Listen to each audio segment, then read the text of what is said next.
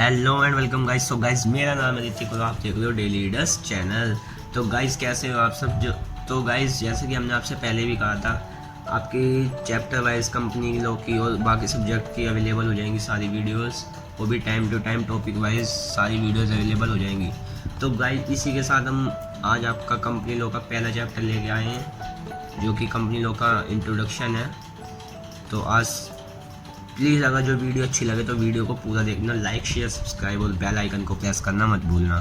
तो गाइस चलिए वीडियो को शुरू करते हैं।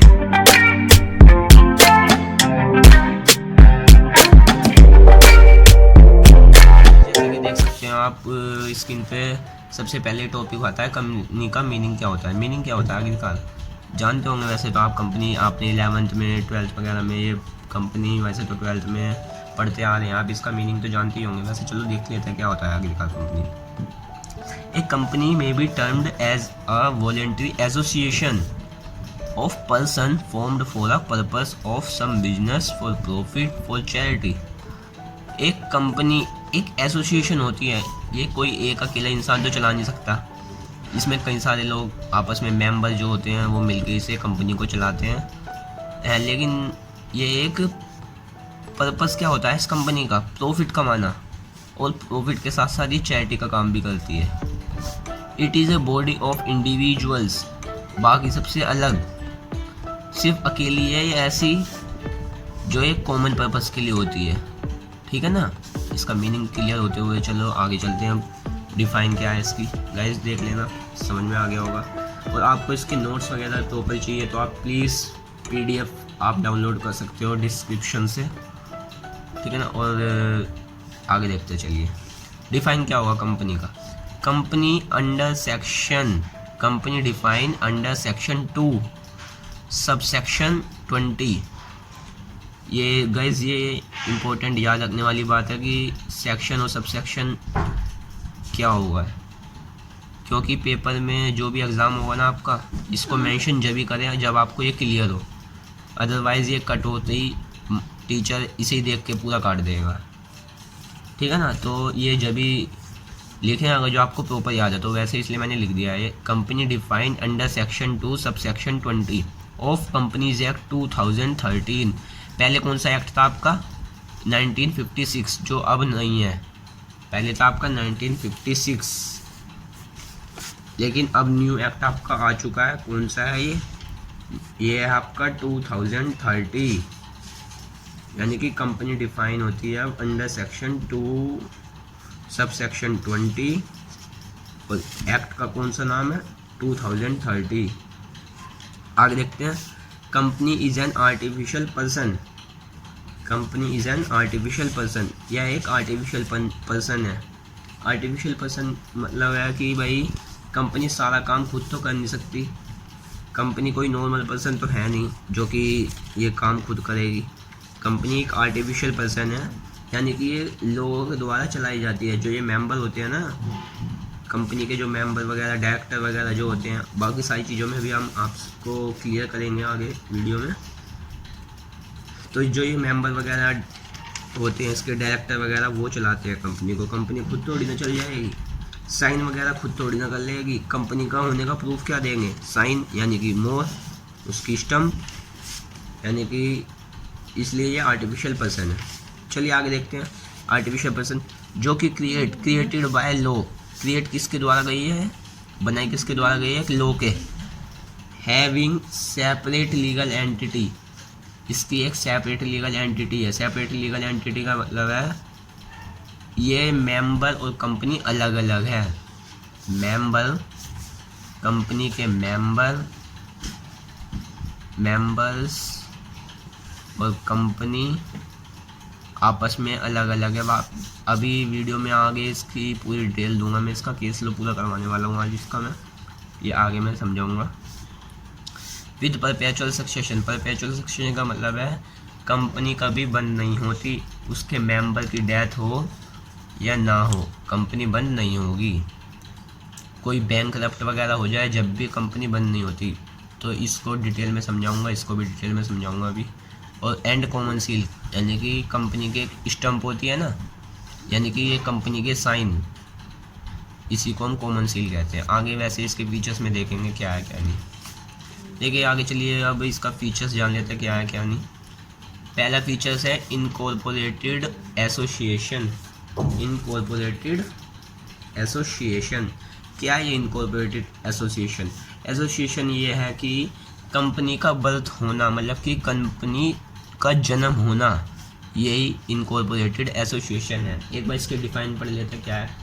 एक company is an artificial person established through the process of law implies that the company act 2030 और एनी प्रीवियस कंपनी लॉ। इसको लिख सकते हैं आप अपने एग्ज़ाम में, बाकी आप नोट्स में भी देख सकते हो इसे। तो जन्म होना ही एक इनकॉर्पोरेटेड एसोसिएशन है। तो अब सेकंड पॉइंट देख लेते हैं इसका।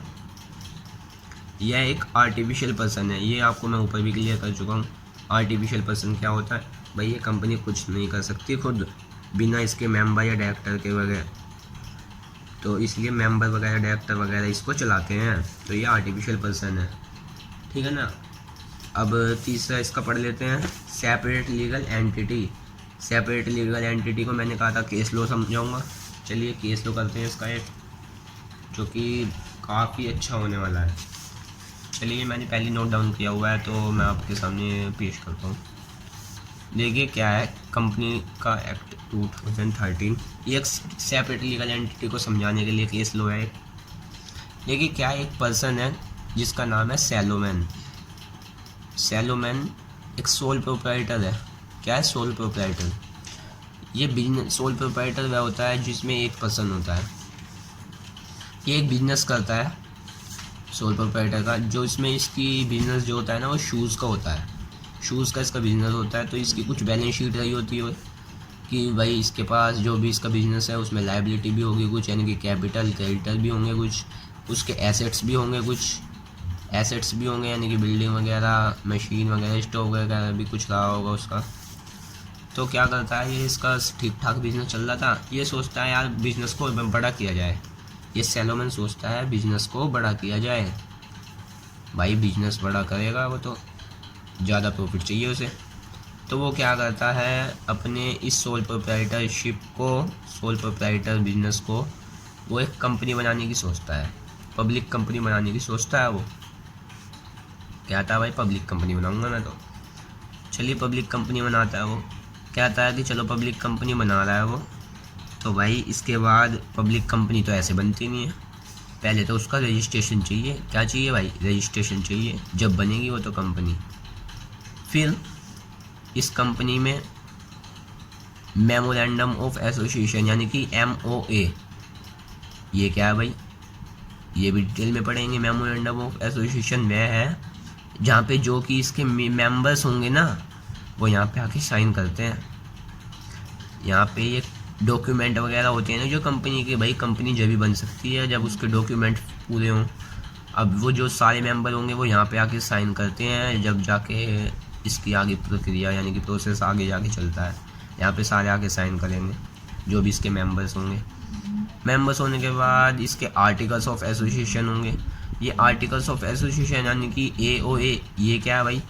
ये AOA में रूल और रेगुलेशन होते हैं कि भाई कंपनी जब भी बन सकती है, पब्लिक कंपनी जब हो सकती है जब इसके रूल और रेगुलेशन आप फॉलो करें। भाई रूल और रेगुलेशन क्या हो सकते हैं भाई? देखते हैं। कम से कम भाई मिनिमम तो इसके 7 मेंबर होने चाहिए। पब्लिक कंपनी की बात कर रहे हैं ना हम, कम से कम इसके मिनिमम कितने मेंबर होने चाहिए? 7 मेंबर। भाई ये तो भाई अब क्या करा इसने, सैलोमैन ने, भाई 7 मेंबर चाहिए। तो इसने क्या करा, पहला मेंबर तो ये खुद ही बन गया, पहला मेंबर ये सैलोमैन खुद ही बन गया।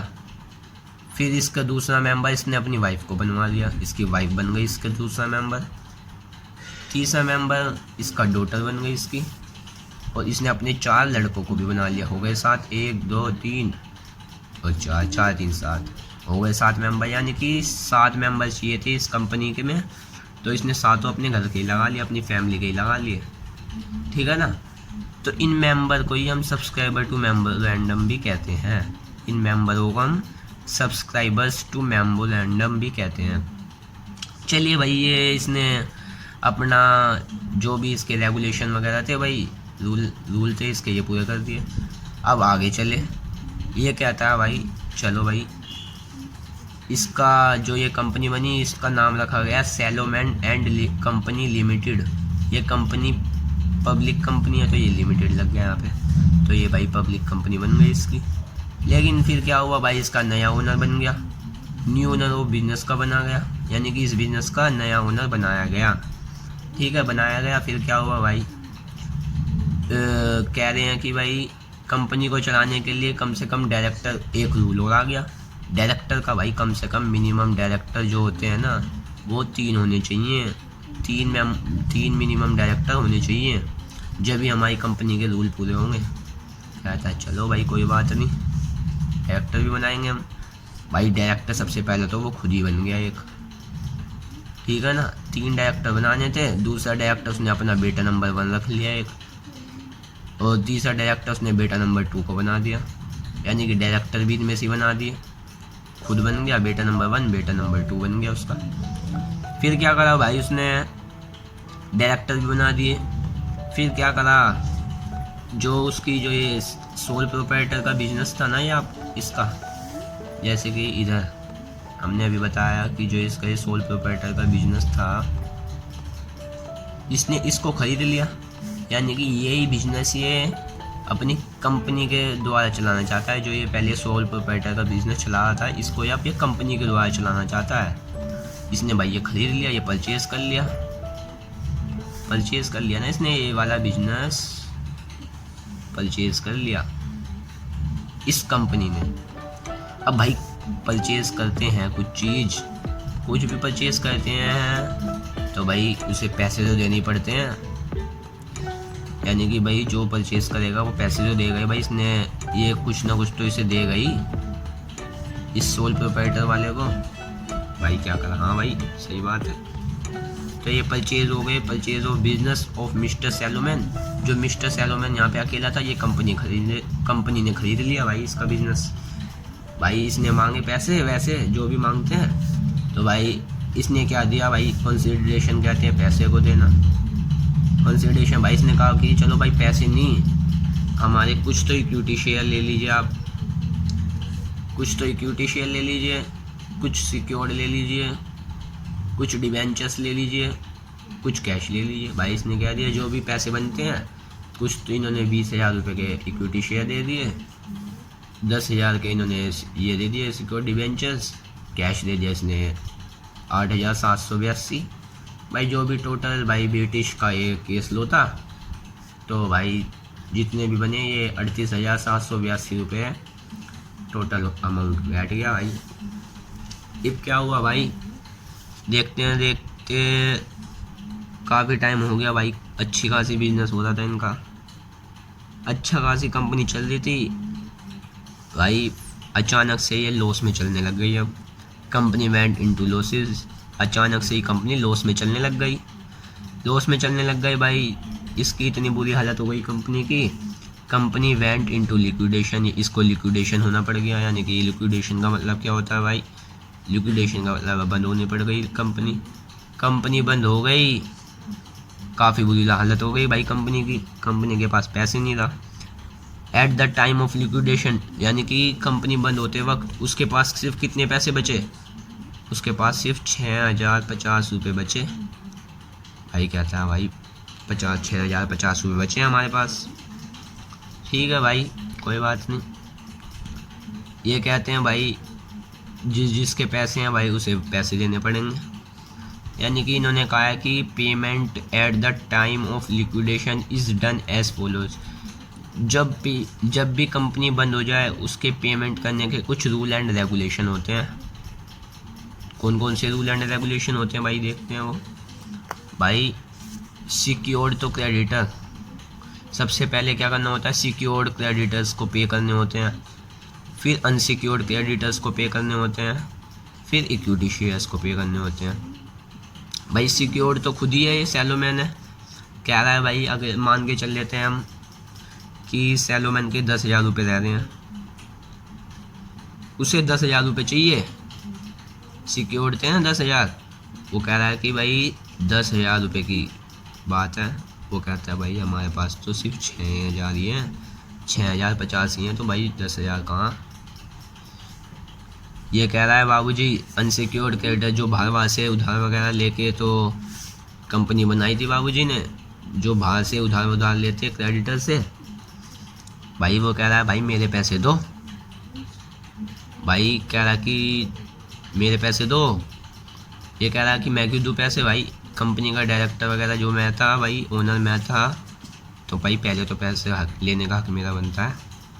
कहता है भाई कंपनी डूबी आपकी वजह से, तो जो पहले बाहर से उधार वगैरह लिया है ना उन्हें दो, जो बाहर से आपने उधार लिया है, क्रेडिटर हैं आपके हम अनसिक्योर्ड, यानी कि पहले हमें दो 8,000 रुपये जो आपने हमारे से लिए थे, ये दो। कह रहे भाई कंपनी आपकी, ये कह रहा है भाई कंपनी आपकी है, आपकी वजह से ही तो चल रही थी वो, अब डूबी भी आपकी वजह से, आप ही उसे डुबाने वाले हो, लिक्विडेशन आपकी वजह से ही हुआ है। कहता है नहीं भाई मैं नहीं दूंगा। ऐसे ही करते करते भाई कोर्ट पे पहुंच गए, वो केस चला दिया इन्होंने। तो भाई कोर्ट में जज साहब बैठे हुए थे, उनके सामने बात आगे रखी गई।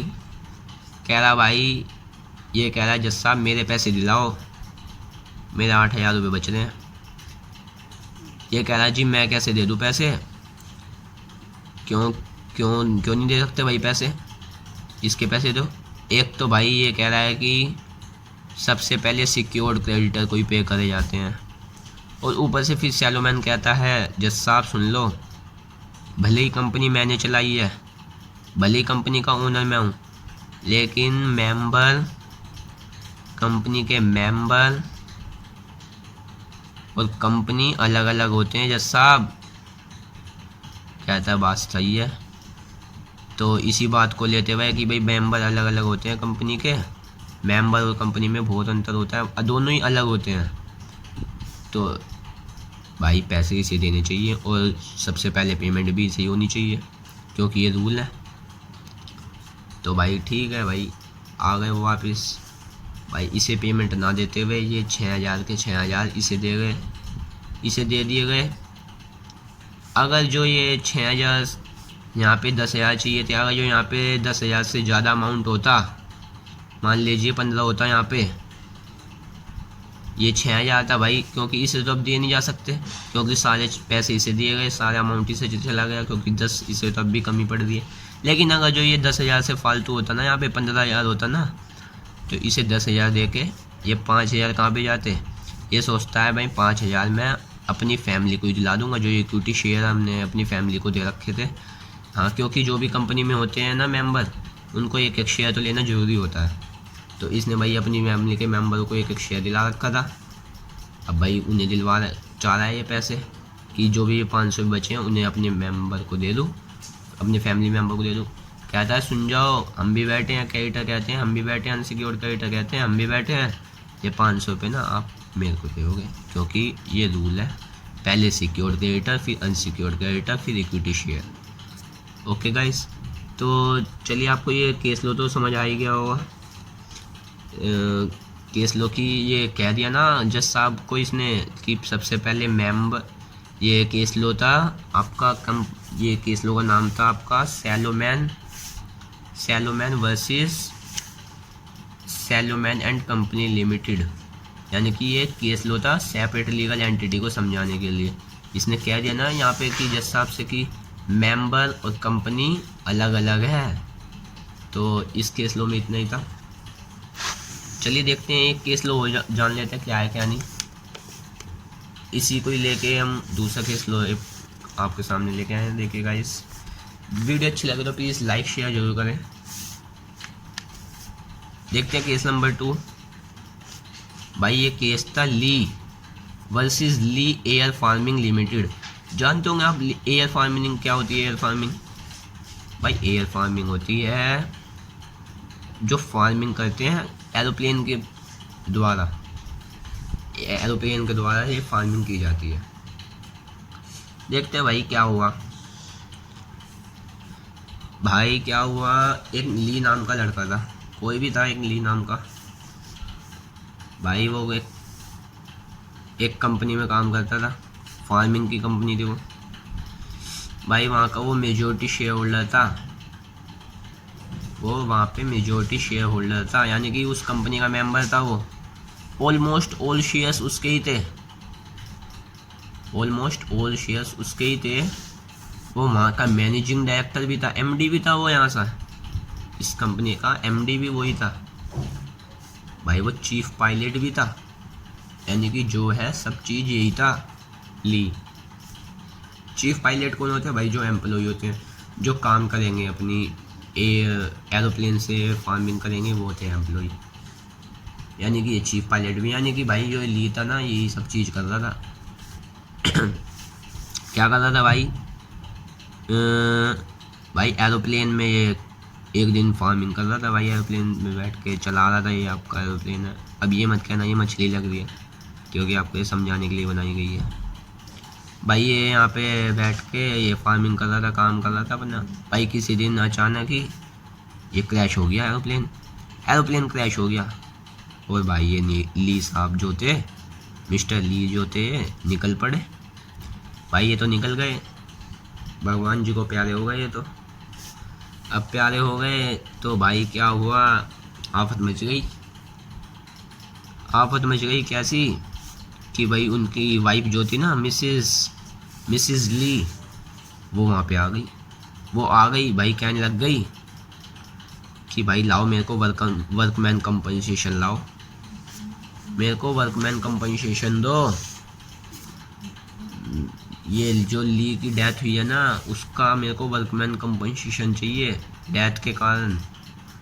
कह रहा बात तो सही कह रही है भाई, क्योंकि जब डेथ वगैरह हो जाती है ना, तो वर्क कंपनी के रूल हैं कि भाई डेथ वगैरह ऑन ड्यूटी पर डेथ हो जाती है तो उसको मुआवजा तो मिलना चाहिए।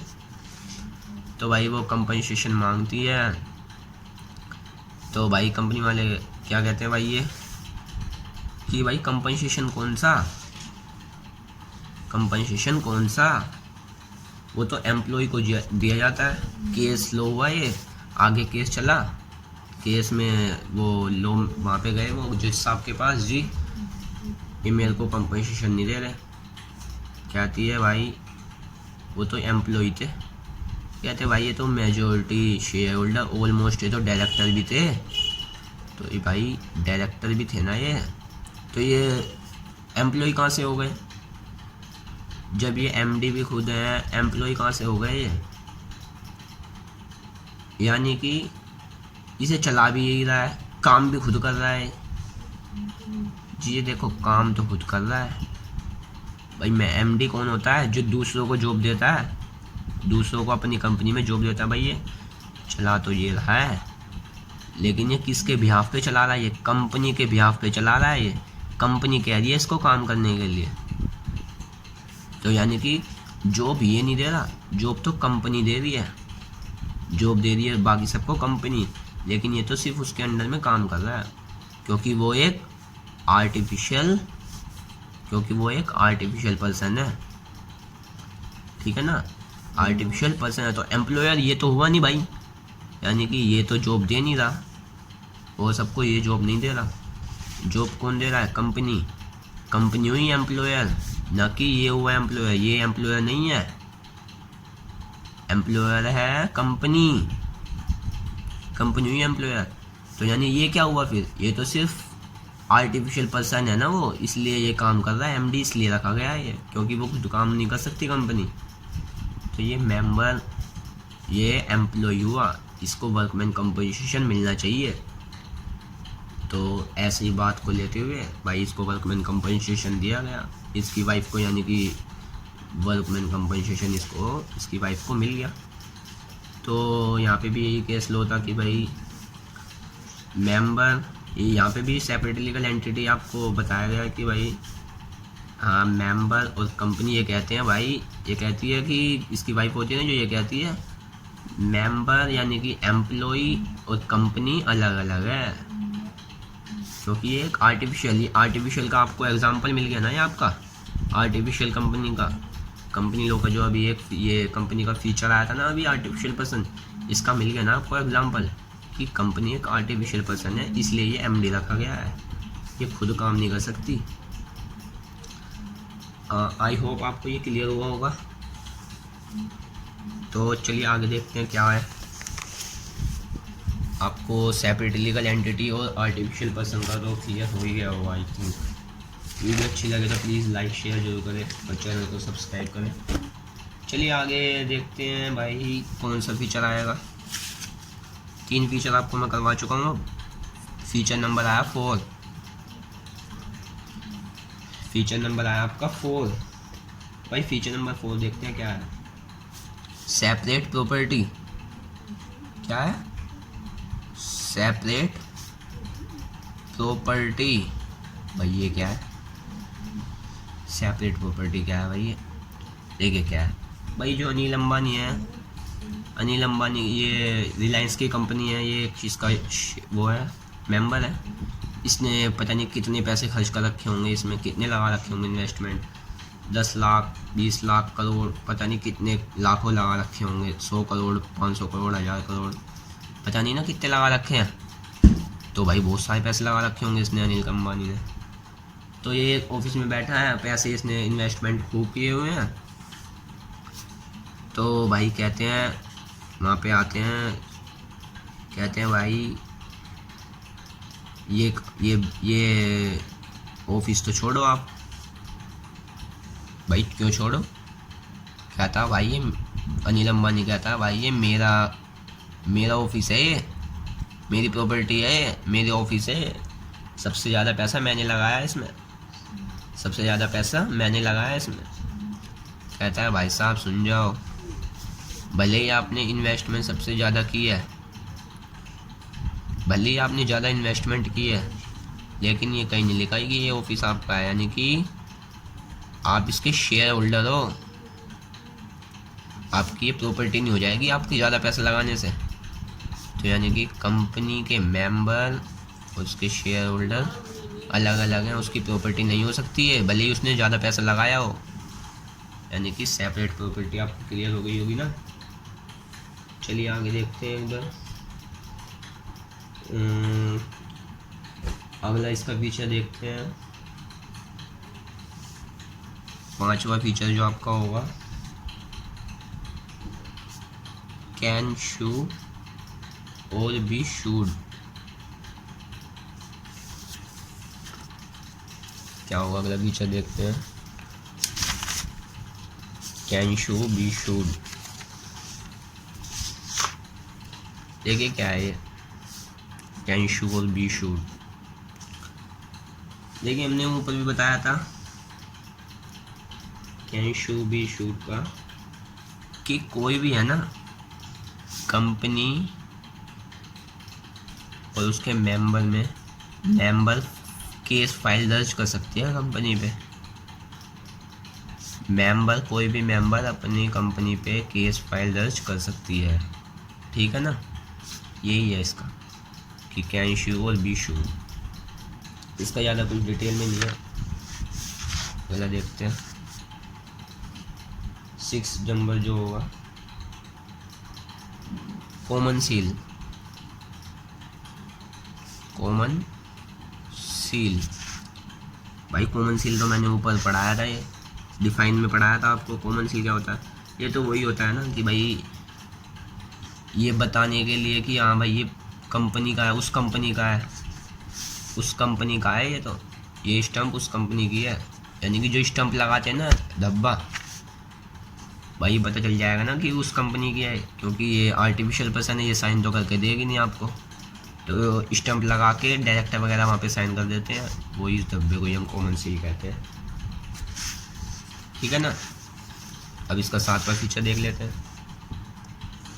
7वां फीचर क्या होगा भाई, transferability of share. Transferability of shares. Transferability of shares क्या होता है भाई, किसी ने इन्वेस्टमेंट किया हुआ है, मान लिया किसी मेंबर ने, आप ही मान लो कि आपने शेयर्स खरीद रखे हैं भाई, इक्विटी शेयर्स खरीद रखे हैं रिलायंस की कंपनी से। भाई क्या है कि भाई कोई भी मेंबर है भाई, उसने शेयर्स खरीद रखे हैं इक्विटी शेयर्स। आप ही मान लो कि आप ही हो मेंबर, तो आपने इक्विटी शेयर्स खरीद रखे हैं रिलायंस की कंपनी से, वो चल रहा है, गाड़ी चल रही है भाई, जो चल रहा है प्रॉफिट आ रहा है।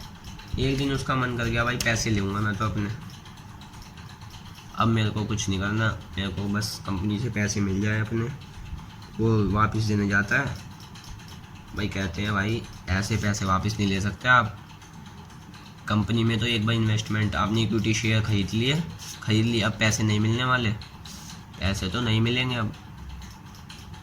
तो कहता है भाई क्या रास्ता है फिर अब, वो कहता है भाई सिर्फ एक ही रास्ता है आपके पास, आप अपने ट्रांसफ़र कर दीजिए शेयर्स को, जो आपने शेयर खरीदे हुए हैं आप उसे पब्लिक में फ्रीली ट्रांसफ़र कर दीजिए, ये हो जाएगा, बस पैसे वापस नहीं मिलने के, यानी कि यहाँ पे ट्रांसफ़र ऑफ शेयर्स हो जाएगा पब्लिक कंपनी में। ये पब्लिक कंपनी में हो जाएगा फ्रीली, एकदम पब्लिक कंपनी में फ्रीली होएगा, आगे बढ़ेंगे पब्लिक। लेकिन जो प्राइवेट कंपनी होती है ना, उसमें सिर्फ रूल और रेगुलेशन के हिसाब से ट्रांसफ़र कर सकते हैं, पब्लिक में नहीं कर सकते ऐसे। पब्लिक में फ्रीली हो जाएगा, फ्रीली पब्लिक कंपनी में हो जाएगा ये ट्रांसफ़र। तो इसका आगे भी पढ़ेंगे हम, डिटेल में पढ़ेंगे इसका क्या होता है क्या नहीं। एक मिनट, इसकी ट्रांसफरेबिलिटी की आपको मैं एक बार डिफाइन सुना देता हूँ। The shares of a company are freely transferable except in case of private companies. Okay ना गाइस, चलिए आगे देखते हैं, इसका 8वां फीचर देखते हैं, फीचर नंबर 8, परपेचुअल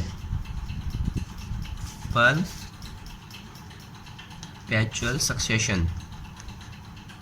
भाई ये क्या है, परपेचुअल सक्सेशन क्या है भाई? परपेचुअल सक्सेशन का मतलब है कंपनी का कोई भी मेंबर डेथ हो, बैंकरप्ट हो, कुछ भी हो, लूनेसी हो, यानी कि कंपनी का कोई भी डेथ वगैरह हो जाए मेंबर की, कंपनी बंद नहीं होगी, कंपनी बंद नहीं होगी, कंपनी प्रॉपर चलती रहेगी। सिर्फ कौन कर सकता है बंद? जिसने कंपनी को जन्म दिया है, यानी कि वो कौन है? लो, वो ही कंपनी को बंद कर सकती है, अदरवाइज कंपनी बंद नहीं होगी। चाहे कोई भी मेंबर की डेथ हो, कुछ भी हो, कोई भी मेंबर आए, कोई भी जाए, कंपनी बंद नहीं होगी। इसकी डिफाइन कहते हैं, a company can never die, member may come और go but company goes on for ever. Company हमेशा चलती रहेगी, चाहे मेंबर आए चाहे ना आए, चाहे कोई भी आए चाहे जाए, कंपनी हमेशा चलती रहेगी। एक फीचर और करवा देता हूँ मैं आपको, लिमिटेड लाइबिलिटी। लिमिटेड लाइबिलिटी, इसको आगे डिटेल में करेंगे। वैसे लिमिटेड लाइबिलिटी का मतलब है भाई इसमें कोई ज़्यादा लाइबिलिटी नहीं होती, मतलब उधार वगैरह आपको देने की ज़्यादा वो नहीं है इसमें। इसमें नॉर्मल रहता है कि भाई लिमिटेड होती है, किसी का रह रहा है तो भाई दे दो, बाकी इसको डिटेल में हम आगे करेंगे। चलिए, मैंने आपके 9 फीचर्स तो करवा दिए हैं, तो आगे की वीडियो में और भी देखेंगे क्या है, अगला टॉपिक आएगा। आपके 2 टॉपिक मैंने क्लियर कर चुका हूँ मैं, तो कंपनी लोग का आपको समझ में आया होगा। वीडियो अच्छी लगी हो तो प्लीज़ यार शेयर वो लाइक कर दो, लाइक शेयर करो जरूर, और सब्सक्राइब करके जाओ। Thank you. चलिए guys, thank you very much. Okay guys.